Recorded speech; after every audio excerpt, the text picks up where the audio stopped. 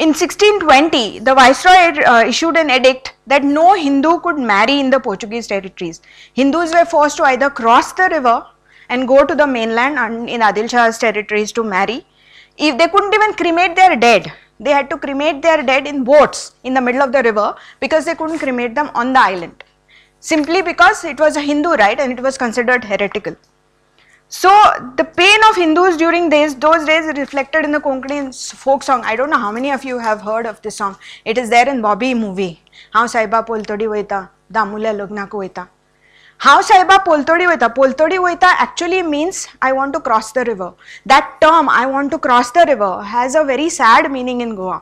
Because it means that I want to escape from the Portuguese territories, I want to cross the river and I want to go to a safer place. And that is why the person says, How Saiba Poltodi Voita, Damula Logna Koita.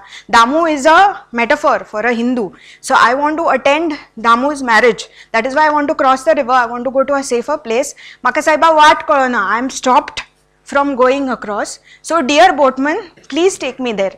And that person says, Ge ge ge ge ge ge re Saiba.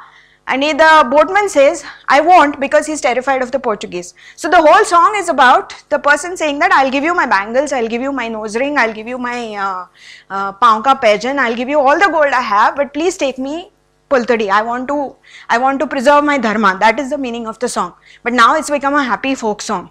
But there's a lot of pathos in it. And in 1669 came the worst, scariest order of the king.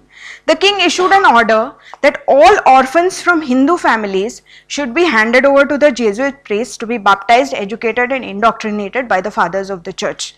And this edict had specified that children whose both parents were dead, whose grandparents were also dead, only those children were supposed to be handed over to the Jesuit priests. First of all, even that was not fair, but that was the edict. But in reality, what was happening is, after the death of just one parent, be it father, mother, grandfather, grandmother, whatever, children were simply being collected and handed over to the Jesuit priest. And what they did, the first thing they did was they cut off the shikha, the shendi of the child.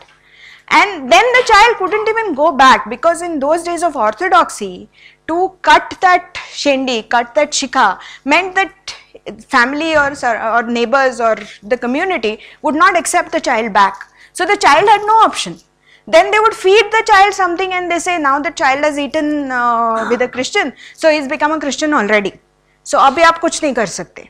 And then if a small child, if a 4-year-old, 5-year-old, 6-year-old child is baptized like that, whoever is related to that child, be that a mother or a father or a grandparents, sometimes they would simply convert out of their own will simply because they loved the child.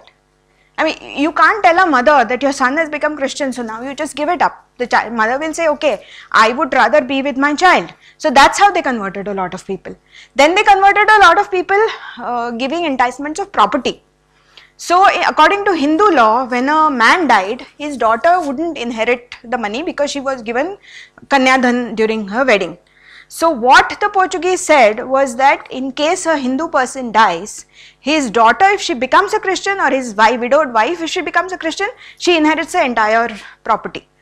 And if the wife and the daughter refuse to, and if the son becomes a Christian, he inherits the property.